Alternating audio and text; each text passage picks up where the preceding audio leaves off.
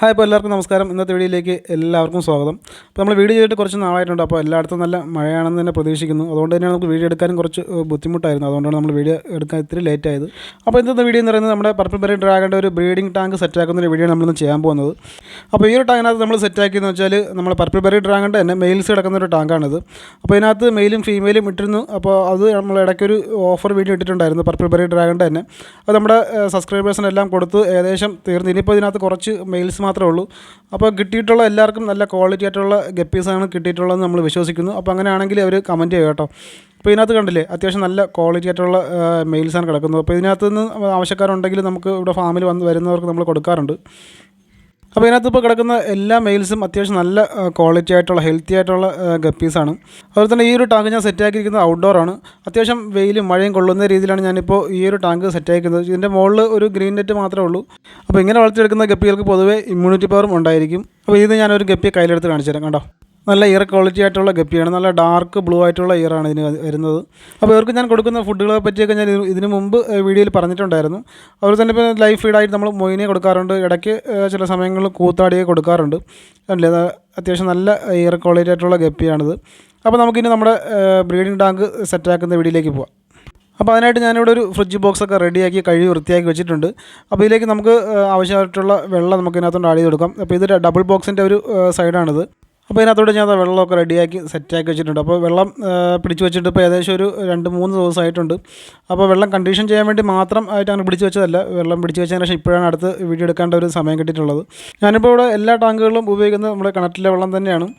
എന്നിരുന്നാലും ഞാനിപ്പോൾ ഇവിടെ വാട്ടർ ചേഞ്ച് ചെയ്യുന്ന സമയത്ത് ഒരു ദിവസമെങ്കിലും വെള്ളം പിടിച്ച് വെച്ചതിന് ശേഷം മാത്രമേ നമ്മൾ ടാങ്കിനകത്തോട്ടൊന്ന് വെള്ളം ചേഞ്ച് ചെയ്ത് കൊടുക്കുകയുള്ളൂ. കാരണം വേറെ ഒന്നുമല്ല, ചിലർ ഡയറക്റ്റായിട്ട് ഒഴിക്കുന്നവരുണ്ട്. ഞാനിപ്പോൾ അത്രയും ഒരു റിസ്ക് എടുക്കാറില്ല.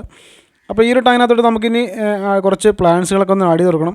അതിനുവേണ്ടി ഞാനിത് ഇവിടെ കുറച്ച് പ്ലാന്റ്സൊക്കെ പോട്ടിലാക്കി വെച്ചിട്ടുണ്ട്. ഇത് നമ്മുടെ പെന്നി വട്ടം എന്നുള്ള പ്ലാന്റ്സാണ്. അതുപോലെ തന്നെ പിന്നെ ഒരു പോട്ടിലിരിക്കുന്നത് വെച്ചാൽ നമ്മുടെ ഗ്രീൻ കബോംബ എന്നുള്ള പ്ലാന്റ്സാണ്. അപ്പോൾ നമ്മുടെ ടാങ്കിൽ ബ്രീഡിംഗ് ടാങ്കിലും നമ്മൾ ബ്രീഡിംഗ് കേജ് ഉപയോഗിക്കാറില്ല. അപ്പോൾ നമ്മുടെ ഈ ഒരു പ്ലാന്റ്സുകളും അതുപോലെ തന്നെ നമ്മുടെ ഫോക്സ് ടെയിൽ പ്ലാന്റ്സൊക്കെ തന്നെയാണ് നമ്മുടെ ബ്രീഡിംഗ് കേജ് എന്ന് പറയുന്നത്. അപ്പോൾ ഇവിടുത്തെ എല്ലാ ബ്രീഡിംഗ് ടാങ്കിലും ഞാൻ നമ്മുടെ ഗപ്പികളുടെ ബ്രീഡിംഗ് ടാങ്കിൽ ഫോക്സ് ടെയിൽ ആണ് ഉപയോഗിക്കുന്നത്. ബ്രീഡിംഗ് കേജ് ഉപയോഗിക്കാറില്ല. ഇതുപോലുള്ള പ്ലാന്റ്സുകളൊക്കെയാണ് ഉപയോഗിക്കുന്നത്. നമ്മുടെ സോർട്ടൈലിൻ്റെ ബ്രീഡിംഗ് ടാങ്കിൽ മാത്രം നമ്മൾ ബ്രീഡിംഗ് കേജ് വെച്ചാണ് നമ്മൾ കുഞ്ഞുങ്ങളെ കളക്ട് ചെയ്യുന്നത്.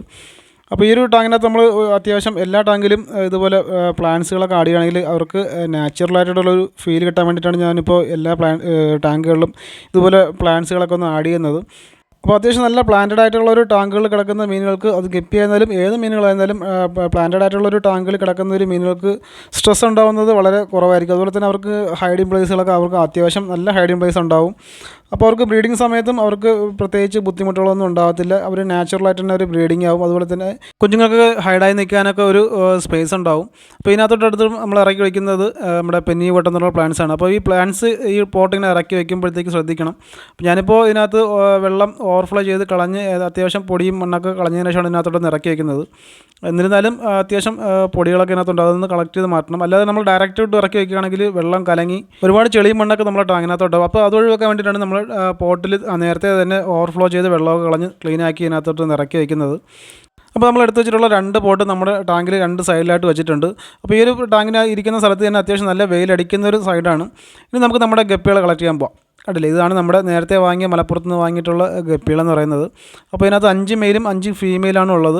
അത്യാവശ്യം ഇത്രയും നാൾ ഇതിനകത്ത് ഈ ഒരു ബേസിനകത്ത് കിടന്നുകൊണ്ട് തന്നെ ഒരു അത്യാവശ്യം നല്ല ക്രോസ് ആയിട്ടുണ്ടാവണം. അപ്പോൾ നമ്മുടെ ഫീമെയിലൊക്കെ പെട്ടെന്ന് എഗ് ലോഡായി കുഞ്ഞുങ്ങളൊക്കെ നമുക്ക് പെട്ടെന്ന് കളക്ട് ചെയ്യാൻ പറ്റുമെന്ന് വിശ്വസിക്കുന്നു. അപ്പോൾ നമുക്ക് ഈ ഗപ്പികളെ നമ്മൾ കളക്ട് ചെയ്തൊന്ന് കാണിച്ചു തരാം, എത്രത്തോളം ക്വാളിറ്റി ഉണ്ടെന്നുള്ളത് കാണിച്ചു തരാം. കണ്ടില്ലേ, അപ്പോൾ ഇതാണ് നമ്മുടെ ഗപ്പീസ് എന്ന് പറയുന്നത്. 5 പേരുണ്ട് ഇതിനകത്ത്. അപ്പോൾ ഇതിനകത്ത് ഫീമെയിൽ 1-2 എഗ്ഗ് ലോഡായി ചെറുതായിട്ടൊന്ന് ലോഡായി വന്നിട്ടുണ്ട്. അപ്പോൾ നമ്മൾ ഈ ഒരു ബ്രീഡിംഗ് ടാങ്കിനകത്തോടെ ഇറക്കി വിട്ട ഒരു കുറച്ച് ദിവസത്തിനുള്ളിൽ തന്നെ നമുക്ക് ബ്രീഡിംഗ് കഴിഞ്ഞ് കുഞ്ഞുങ്ങളെ കിട്ടുമെന്ന് നമ്മൾ വിശ്വസിക്കുന്നു. അപ്പോൾ നമുക്ക് ഇവരെ ഒരു ടാങ്കിനകത്താക്കിയിട്ട് നമ്മൾ ആ ഒരു ടാങ്കിനകത്തോട്ടൊന്ന് പതുക്കെ ബ്രീഡിംഗ് ടാങ്കിനകത്തോട്ടൊന്ന് ഇറക്കി വിട്ട് നോക്കാം. അപ്പോൾ നമ്മൾ ഈ ഒരു ടാങ്കിനകത്തോട്ടൊന്ന് ഇറക്കി വിടാൻ പോവുകയാണ്. അപ്പോൾ നമ്മൾ ഡയറക്റ്റ് ഇപ്പോൾ തന്നെ നമ്മൾ ഇറക്കി വിടുന്നില്ല. ഏകദേശം ഒരു അരമണിക്കൂർ അല്ലെങ്കിൽ ഒരു 20-25 മിനിറ്റിലെങ്കിലും വെള്ളത്തിലെ ടെമ്പറേച്ചർ ഒന്ന് സെറ്റ് ആയതിനു ശേഷം നമ്മൾ ഇതിനകത്തോട്ടൊന്ന് ഇറക്കി വിടുള്ളൂ. അപ്പോൾ അതുവരെ നമുക്കൊന്ന് വെയിറ്റ് ചെയ്യാം. അതിനുശേഷം നമ്മൾ ഇതിനകത്ത് ആഡ് ചെയ്യാൻ പോകുന്നത് നമ്മുടെ ഫോക്സ് ടെയിൽ പ്ലാന്റ്സ് ആണ്. കണ്ടില്ലേ, ഇതാണ് നമ്മുടെ ശരിക്കും ബ്രീഡിംഗ് കേജ് എന്ന് പറയുന്നത്. അപ്പോൾ ഇതൊരു ഇത്രയും മതിയാവും. ഇത് നമുക്ക് പെട്ടെന്ന് തന്നെ ഫാസ്റ്റായിട്ട് ഈ ഒരു ടാങ്ക് നിറഞ്ഞ് വരുന്നതാണ്.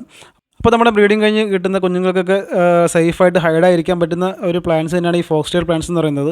അപ്പോൾ ഇതാണ് നമ്മുടെ ബ്രീഡിങ് കേജ് എന്ന് പറയുന്നത്. അപ്പോൾ ഇത് ഫാസ്റ്റായിട്ട് തന്നെ പെട്ടെന്ന് ഇത് ടാങ്ക് ഫില്ലായി വരുന്നതാണ്. കാരണം അത്യാവശ്യം വെയിലടിക്കുന്ന ഒരു സൈഡ് ആയതുകൊണ്ട് തന്നെ ഈ ഫോക്സ് ടെയിലൊക്കെ പെട്ടെന്ന് തിക്കായി വരുന്നതാണ്. അപ്പോൾ ഇനി ഞാൻ ഇതിനകത്തോട്ട് ഒരു പ്ലാന്റ്സും കൂടി ആഡ് ചെയ്യുന്നുണ്ട്. ഫ്ലോട്ടിംഗ് പ്ലാന്റ്സ് ആണ്. നമ്മുടെ ആമസോൺ ഫ്രോഗ് ബിറ്റ് എന്നൊരു പ്ലാന്റ്സ് ആണ്. അപ്പോൾ ഇതാണ് ആ ഒരു പ്ലാന്റ്സ് എന്ന് പറയുന്നത്, ആമസോൺ ഫ്രോഗ് ബിറ്റ് എന്നൊരു പ്ലാന്റ്. അപ്പോൾ ഈ ഒരു ടാങ്ക് കിടക്കുന്നുണ്ടല്ലോ, ഇത് നമ്മുടെ പർപ്പിൾ ബെറി ഡ്രാഗണിൻ്റെ ടാങ്ക് തന്നെയാണ്. അപ്പോൾ ഈ ഒരു പ്ലാന്റ്സ് ചോദിച്ചിട്ടുള്ള എല്ലാവർക്കും നമ്മൾ ഫ്രീ ആയിട്ട് കൊടുത്തിട്ടുണ്ട്. അതുപോലെ തന്നെ ഫാമിൽ വന്നിട്ടുള്ളവർക്ക് നമ്മൾ ഫ്രീ ആയിട്ട് കൊടുത്തിട്ടുണ്ട്. അപ്പോൾ ആ ഒരു പ്ലാന്റ്സ് നമ്മൾ ഈ ഒരു ടാങ്കിനകത്തോട്ടൊന്ന് ഇറക്കി വിടുകയാണ്. അപ്പോൾ ഇത് പെട്ടെന്ന് തന്നെ സ്പ്രെഡായിട്ട് ടാങ്ക് ഫില്ലായി വരുന്നതാണ് ഈ ഒരു പ്ലാന്റ്സ് എന്ന് പറയുന്നത്. ഫാസ്റ്റ് ഗ്രോത്ത് ആണ് ഇതിന്. അപ്പോൾ ഇനി നമ്മൾ കാണാൻ പോകുന്നത് നമ്മുടെ ഉള്ള പർപ്പിൾ ബെറി ഡ്രാഗണിൻ്റെ മെയിൽസാണ് ഇപ്പോൾ ഈ കാണുന്നത്. അപ്പോൾ ഇതിൻ്റെ ഒരു ക്വാളിറ്റി കാണിക്കാൻ വേണ്ടിയാണ് നമ്മൾ ഈ ഒരു വീഡിയോ ഇപ്പോൾ നിങ്ങൾ ചെയ്യുന്നത്. കണ്ടില്ല, അത്യാവശ്യം നല്ല ക്വാളിറ്റി ആയിട്ടുള്ള മെയിൽസാണ്. അപ്പോൾ ഇതിൽ നല്ല സെലക്റ്റഡ് ആയിട്ടുള്ള മെയിലിനെ ഞാനിപ്പോൾ ആ ഒരു ബ്രീഡിംഗ് ടാങ്കിനകത്തോട്ട് ആഡ് ചെയ്യുന്നുണ്ട്. ഒരു 1-2 മെയിൽസിൻ്റെ അതിനകത്തോട്ടൊന്ന് ആഡ് ചെയ്യുന്നുണ്ട്.